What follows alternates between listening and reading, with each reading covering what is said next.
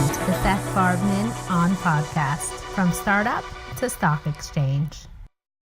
The reputation and the name that you go by in business is the biggest asset that you could possibly develop. How people define you is by your name, the pride that you take in your work or your idea or your company, and the way you conduct yourself. So I think we're going to talk on a variety of topics today, all related to entrepreneurship. Let me just give you a brief overview of where I'm coming from and sort of what qualifies me, if at all, to give you some tools to work with as an entrepreneur or to think about if you want to go down this entrepreneurship path. I used to be a securities attorney. Don't hold it against me. Not all lawyers are bad. And I ended up starting a company called Vintage Filings out of my basement, where we did the SEC filings for public companies. Essentially, public companies have to do their filings in a certain electronic format, so we did that. Started out of my basement in 2002, and by 2005 we had about 120 employees, a little over 3,000 public companies worldwide, and ended up selling the company that year to a large newswire firm called PR Newswire. So at that point I was like, okay, it was a fluke. I got lucky. I wanted to try to prove that it can be done again with God's help. And we started a company called V Corp, which basically did incorporations and LLC formations. If you want to go out and start, John's Pizzeria Inc., you have to file with the Secretary of State. And so that was based out of Muncie. We grew that to about 30, 40 people. And then last year we sold that company to a multi-billion-dollar company called Wolters Kluwer. And so now I spend my day juggling 2 or 3 other companies that we started. One is called V-Stock, which deals with stock for publicly traded companies. The other is called V-Check, which does background checks ranging from the tenant who's going to lease an apartment to multi-billion-dollar companies that are doing lending, and they want to vet the background of the board members. And so all of my companies, V-Stock, V-Corp, V-Check, V-Filings, my wife jokes around that I should be walking around with a super V on my chest. And I just wanted to mention why the V became important and how important it is, but also how unimportant it is. When people start companies, I find that they spend an inordinate amount of time focusing on what the name should be, to the point where some companies spend so much time focusing on that, they never get out of the gate. And for us, it was as unplanned as my partner and I were sitting at his dining room table one morning, and there was a bottle of vintage seltzer on the table. He said, why don't we call it Vintage Filings? I said, as long as we make money, I don't care what we call it. And the only domain name was V Filings. And so, thank God we had success with V Filings, so we kept it for V Corp and V Check, and so that's how it came to be.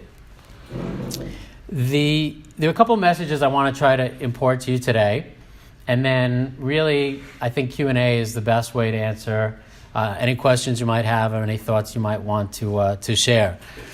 The first lesson that I wish somebody would have taught me back in the day is the following. Not every great idea makes money. Not every great idea makes money. After I sold the first company, I was like, oh, okay, this is great. We can just start companies and sell them all day long. And I ventured off into an area that I did not have experience in. So at the time, I was 30, 40 pounds heavier. And I was like, wouldn't it be great if somebody could show me what I would look like if I lost 30, 40 pounds? That would certainly motivate me, wouldn't it? And I don't care about the celebrities that have the before and after photos. They're celebrities. Even if they're 20 pounds overweight, they look great. But if somebody could show me what I would look like, I would buy whatever product you're selling. So we created this company called WeightView, hired a team of 30, 40 people out of India to digitize. And I'm dating myself. This is probably 15 years ago, before there were apps that do weight loss or, show you how you're going to look like when you're old. And things were going well. We had 300,000 uploads, I think. We had deals with Weight Watchers and Nutrisystems, and it was all free at the time. And then we were on Rachel Ray talk show, and we had 13,000 photos uploaded within 90 seconds.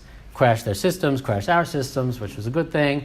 But at the end of the day, at that point, we said, okay, we've got enough traction. Let's turn on the price per photo. $5, $10, I don't remember what it was. And all the uploads went right to zero. Everybody loved the idea. Nobody wanted to pay for it. And that was a very, very important lesson for me to learn the hard way, but it's something I've tried to keep in mind as I start new companies. I think one of the things that the professor had asked that I touch on is sort of access to capital, or when you want to raise capital. So I'll start there and then I'll back into sort of the life of an entrepreneur. You know, people think that the first order of business when they start a company is to go out and raise capital. And I have to disagree. In other words, when you see all these announcements like, oh, ABC Tech Company just closed a seed round of $25 million, keep in mind that's basically raising their hand and saying, I just gave away part of my company. And that's not always a good thing, especially if you think you have a great idea. You don't want to give away equity. You want to keep as much of it as possible. I'm a very big believer in trying to bootstrap an idea and see where it goes. When we first started Vintage Filings, the industry standard was that when you were doing an IPO, an initial public offering to go public, and this was 15, 20 years ago, people would meet at the printer, meaning the lawyers, the underwriters, the bankers, the investors, and they would meet around this table for 3, 4, 5 days writing the prospectus. And it was exciting at the time. They ordered in food, they had video games, pool tables. By the third day, you're ready to kill yourself. But that's the way things were always done. And then when we started Vintage Filings, we were sort of breaking the mold. We said, let's do everything electronically. You don't have to spend $300,000, $400,000 going into a drafting session. We could do it all online. We were doing one deal for Citibank, probably our second year in, which was our biggest deal we'd ever done. And our offices were on top of La Marais. For any of you that have ever been there, it's on 46th and Broadway, nice kosher steakhouse on the bottom level. We had at the time the 6th floor. And the attorney, which was from a pretty prominent firm, said, I think this was a Wednesday, they said, great, we'd like to have a drafting session and come into the offices on Monday. And my partner and I looked at each other, and as any entrepreneur would, we said, great, we look forward to having you. And then we turned to each other and it's like, what are we going to do? The entire 6th floor was basically made out of cubicles and small offices. So I think Wednesday night we went out and bought sledgehammers and hired a contractor, Heimish guy, and Thursday, Friday, Sunday worked. And by Monday morning, listen, it wasn't mahogany wood and marble floors, but it was enough so that we had a space where we could fit a conference table. I think we rented it for a week, and we had, the 15 people sit around, and we ordered upstairs, downstairs from La Marais, and we made it work. And if I was somebody else in the business, I might have, before I even started to do that, I might have said, I need to raise money, I need to get fancy offices. You don't always need to do it. As an investor, I'd much rather see an entrepreneur bootstrap his idea than tell me that he raised money and spend it unnecessarily. If you are going to pitch an idea or a business to an investor or go out to raise capital from a fund, I'm begging you not to use the following line. The one line that irritates me, and this might just be me, other people might not mind it as much, when you come in and you tell me, the industry is a $5 billion industry, and with my idea, if I could just get 1% of the industry, well, please, never say that line. Tell me how you're going to get 1% of the industry. Tell me what makes you different, that you think you can, own 2% of the industry, but don't tell me just because the industry is a $1 billion industry. And if you get 1%, as soon as I hear that word, thank you, have a good night. In terms of where do you go to raise capital, there are so many different areas and so many different types of capital, whether it's seed money, whether it's funds, private equity.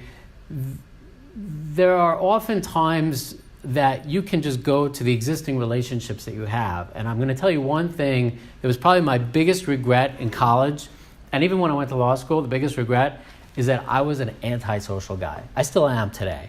In other words, if I go to a conference, right now, I literally have to turn on a button within me to go network and schmooze and, work the room and collect the cards and cultivate relationships. I'd much rather be that guy in the corner that's checking his phone for messages for the full 3 hours. As such, when I was in college and when I was in law school, I didn't have so many relationships. And that is a big problem when you're in business, because having those relationships is a tremendous asset.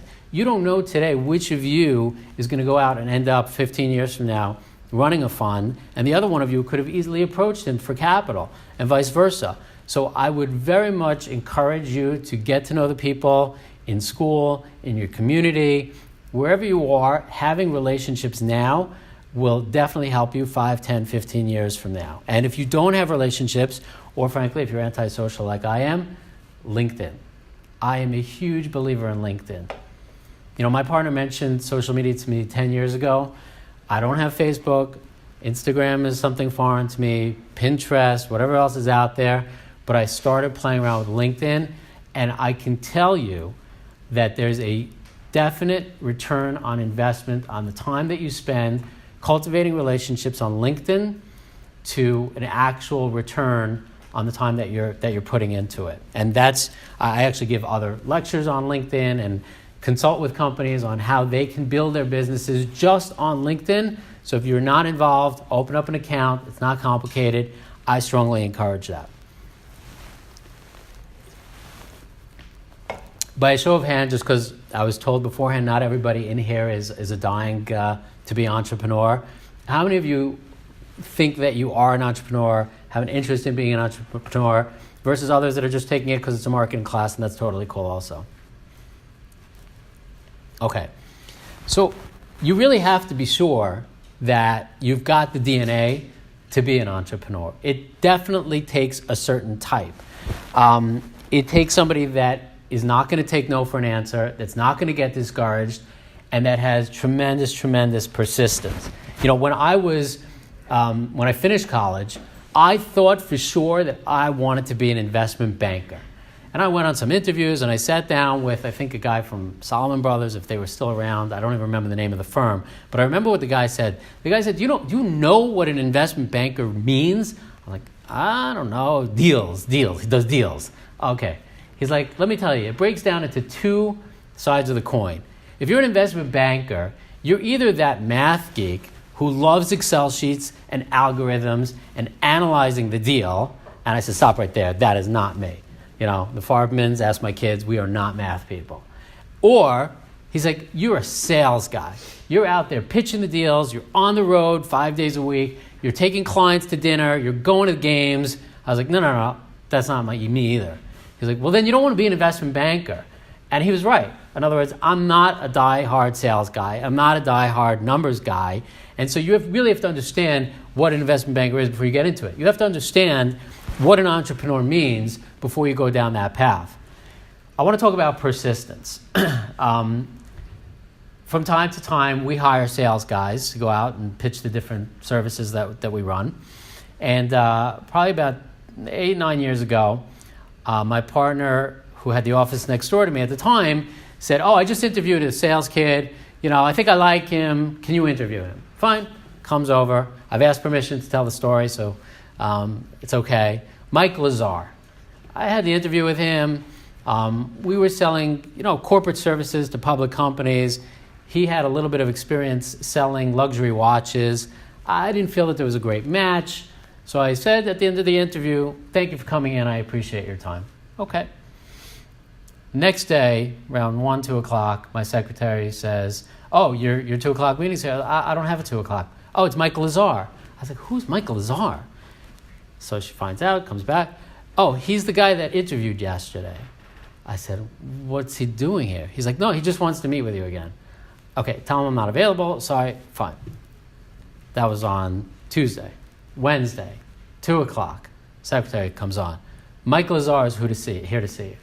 I'm like, Michael Lazar? Who's Michael Lazar? He's like, he's the guy that interviewed with you on Monday. I'm like, you've got to be kidding me. I was like, tell him I'm not available. Next day, guess who shows up at 2 o'clock? Mike Lazar. At this point, I'm ready to rip this guy. And I was like, get him into my office. I got to speak to this kid. I'm like, what are you doing? You're coming in here every day. He's like, I want to work for you. I was like, but I told you no 4 times. He's like, that doesn't matter. It's like, I'm just going to keep coming back until I can prove myself. And I said to him, you're out of your mind. You've got 60 days. Let's see what you could do in 60 days. Probably within the first 5 years, he generated over $5 million in revenue for us. And he is still with the company today, even though I sold it. And he turned out to be the kind of guy that when people said, no, not interested, no, not interested, no, not interested, he said, great, when can we get started? Just didn't take no for an answer. And that is the type of persistence that's needed. To the extent where the following year, we were looking for more salespeople. And he turns to me and he says, I've got a brother. I was like, oh no, okay. Fine, I'll meet with him. So I live in Woodmere. We go out to Starbucks. And I sat down with David. David, what are you looking to do? I think I could do sales. I was like, college experience? No. Have you ever sold anything before? No. Do you have a Rolodex, like a relationship with people that we can, approach for our products and services? No. I was like, David, with all due respect, you're 23 years old. What have you been doing for the last 3 years, and why do you think you'd be good at sales? So he turns to me and he says, I was a paratrooper in the Israeli Defense Force. I was like, let me get this straight. You jumped out of planes for the last 3 years? He's like, yep. I was like, so you're probably not afraid to just walk over to a stranger and ask them for their business card. He's like, I jumped out of planes. I'm not afraid to ask anybody for anything. And I hired him. And within the first year, he met all of our expectations. And so there is something that has to be in the DNA of an entrepreneur, or a salesperson for that matter, that is just persistence when people tell you that your idea is not great, your idea is not worth pursuing. So let's say you have an idea or a product, or you're starting a company, or for that matter, you're working for a company. And I'm going to switch over to the marketing side a little bit, in that you have to figure out what makes your product or your service or you stand out, right? How do you get through all the noise that's out there that will allow you to pick up customers or investors, whatever the case may be? So a couple of years ago, I had the opportunity to go to a Inc. 500 conference in DC, and one of the keynote speakers was a gentleman by the name of Tony Hsieh. You might have heard of him. He was the founder of Zappos. If I was speaking to a class of girls, they would all know who Zappos is. Shoe company, you probably do as well. So he said two things that I won't forget. The first thing he said is that no matter what your product or service, you have to come up with a wow factor. What's the wow factor? On his site, you can order to have the shoes delivered 24 hours, 72 hours, and from the get-go, he made it mandatory, or at least at the beginning stages, that all products and shoes would have to be delivered the next morning, within 12 hours. So that when people are expecting 24 or 72, they open up their front door, wow, they have their product before they even expected it. But the other thing that he spoke about at length was the definition of happiness. And he's written books on it. His entire corporate culture focuses on the definition of happiness. And what I learned was something I never really focused on. The definition of happiness means different things to different people. What do I mean? If I'm selling a product and I'm speaking to the CFO of a company, for him, his definition of happiness might be that I'm saving him money. That's what's going to put a smile on his face. You could take that same product or service, if I'm speaking to the CEO, so let's say I'm in the compliance business, saving a couple dollars doesn't make him happy. What makes him happy is knowing that his company is going to be compliant with the rules and regulations. That makes him happy.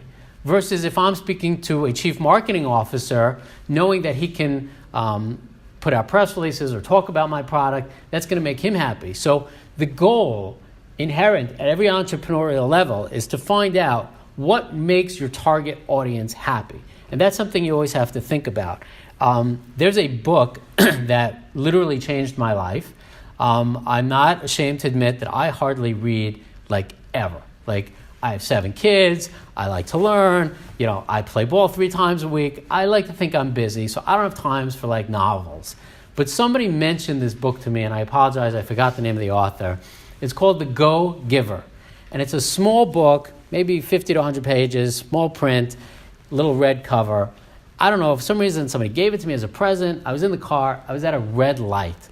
And I just looked at the first page. I promise you, I pulled over to the side of the road and I read the book from cover to cover. And it changed the way I do business. And the theme behind it all is that in order to succeed in business, you have to be the giver. You have to be the one that's giving out value. You can't ever come to a meeting empty-handed. I don't care if you are pitching an idea, a product, looking to raise money. You've always got to go in there thinking, what can I give of value? Now, I get it. You guys are all on the young side, so you don't always have value. So if I sat down with a lawyer, I know that if I leave that meeting, if I send him a referral or if I send him a client, that's going to be something of value that he appreciates and will be very open to continuing the dialogue with me on my products. Some of the other things that you can use for value, if you see somebody that's in a particular industry and you come across an article, send them the article. They'll appreciate that you are thinking about them. If you see that there's a conference in a particular area, say, hey, you're in Texas, I see this conference, I thought you might enjoy it. Even as much as a $25 gift card. I was once sitting with a really, really tough cookie paralegal. She wouldn't crack a smile, but I saw that in the back of her desk, she had all these pictures of cruises and boats and trips. And through the conversation, I tried to just get a little bit from her in terms of like what's with all the cruises. She's like, I only get a certain number of vacations per year, and every chance I get, I take a cruise. So I went online. I bought a $50 universal gift card cruise, whatever. I sent it to her, and she melted like butter. And you just have to find something that makes them happy and that allows you to give them a little bit of value. I don't want to take up too much time, but I do want to say like this. If you have an idea or a business, you certainly want to vet it, but that's not always going to be the sure ticket to success. There are companies that I've started. One in particular was a company called Stock Clock, and it was like a reminder system. And I literally spoke to 50 to 100 attorneys, CEOs. Everybody loved it. But again, until they are ready to write a check or to actually purchase a product, you don't know if it's going to succeed. There was a company that came to me 10 years ago and said that an Israeli guy, he has an idea. He basically wants to take flavored syrup and put it into seltzer. And I looked at him. I'm like, listen, I'm a Starbucks guy. I'm a Coke guy. I'm not interested in flavored seltzer. Anyhow, it ends up being SodaStream, worth like billions of dollars. And so not everybody's going to be in favor of your idea, but if you believe in it, then you have to be persistent. So the thing that I would leave you with is just to really make sure that that you're ready for a journey, because there's going to be a lot of ups and a lot of downs. And the trick is to enjoy the journey, to enjoy the path, to get excited about building something from nothing. And at each stage of the way, when you see your idea, even on the baby steps at the beginning, you have an idea and you want to think of a name, and then you think of a name, and then you file for a website, then you build a website, and within a short period of time, you're like, see, my idea became a website, and your website becomes a company, and then you get your first customer, and then you finish your first product, and then you get your first large order. Every step of the way, there are milestones to celebrate and to enjoy the journey. So if I can help in any way, I'd be happy to. If there's any questions, I can answer any topic. More than happy to do so. Sure. Guess I'll go first. What got you into entrepreneurship? So that's a good question. I always also know you'd be good at it. I didn't know. I always wanted to be either this investment banker or a lawyer. In 11th grade, I had a Rebbe that was like a great teacher, and I was like, oh, he's a lawyer on the side, I'll be a lawyer. So what happened was I went to law school, didn't graduate top of my class at all, had to use a friend of a friend of a friend to try to get me a job at my first law firm. And I was there for about 2 years, and I was told that if you're an attorney and you bring in some business, you get a cut of what you bring in. I was like, okay, that's fun. And so I started networking on my own. Again, being an antisocial guy with no Rolodex and no sales history, I didn't really know what I was doing, but I knew a few people, brought in some business, and it occurred to me the following. As a lawyer, I was bringing in the business, I was responsible for the business, I had to actually do the work, I had to collect on the bills, and at the same time, I was only getting a small percentage of what was brought in, 2%, 3%. So it occurred to me that each and every partner is running his own business within a business. And if that's the case, that I have to do all this for somebody else, why don't I do it for myself? And so in retrospect, I was out of my mind. But after only practicing law for 2 years, I started my own law firm, worked out of my basement because I said I'm doing all that anyway. And then one thing led to the other, and I found a hole in the system with these SEC filings, and I said, okay, I can plug up something that's missing in the industry, which is always the best type of business to launch. Rather than it being a luxury item, try to find a problem within an industry and come up with a solution for that. I'm just wondering, how did you like pitch your idea to investors? I mean, is that how you raise the money in order to, start your business and everything? So it's a good question. I've been very fortunate and blessed that in any business that I've done, I've never taken outside money. And so I've never, I deal with hundreds of investors in other capacities, but I've never had to sort of pitch to raise money, because when I started out of my basement, and it was a service business. I didn't have to develop like a prototype or deal with manufacturing in China. But as I said, there are plenty of resources through LinkedIn that even if you don't know a soul, within a week you can get in front of people that write checks. But just by pitching your idea, explaining your idea. I mean, again, there's different levels, right? I mean, in other words, you don't want to go out and pitch an idea until it's been honed and you really know what you're asking for. Why do you need the money? It's called use of proceeds. You really want to make sure it's tight before you go out to real investors. It could be a little bit loose if you're approaching friends and family, but to go out into the real world, even for small money, 25, 50 grand, you need to have it to have everything tight and in place. Mm-hmm. So I know like each business requires a lot of work, and you say you're doing like 3 or 4 businesses at a time. So would you say you're just like the ideas guy and you like delegate most of the work out to other people? How does that work? Or are you just like busy around the clock? It's a great question. Is how do you juggle a couple businesses? It's a challenge at times, and I do attribute the success of our first business, which was our largest exit, to the fact that my partner and I did nothing but vintage filings for 5 years at that time, and now we both have our time divided. But the answer is you have to surround yourself with the right people. When I was with that partner in vintage filings, I was the operations guy. I was the guy that slept on my couch 24/7 in case emails came in, and he was out there selling 24/7, 5 flights a week, all over the place. Now, in some of my other businesses, I've changed that role where my other partner is the operations guy and I'm the guy out there bringing in the business. I'm only able to do what I do because the audience is pretty much the same. It's a public company, it's a CEO, a CFO. So whether somebody is looking for a background check or SEC filings, or incorporations, the audience for all my companies are primarily the same. If I were to go out and start a liquor company tomorrow, I'd be hard-pressed to figure out how to do it on my own. So it depends on what industry you're focused on. Do you feel like your work experience, especially like as an attorney, has like helped you in terms of like selling like services and stuff like that, or like anyone straight out of school without any sort of work experience could kind of swing in there? So I wholeheartedly believe that God has a plan for everybody in terms of if I didn't get here, I wouldn't have gotten there. And if I didn't have this terrible thing happen, then I would never have gotten to the next point. But I think that it also depends on what the goal and objective is, right? So probably to sell and to pitch and to be energetic and passionate, I didn't have to go to law school to do any of that, and I don't necessarily think being an attorney helped me with any of those skills or qualities.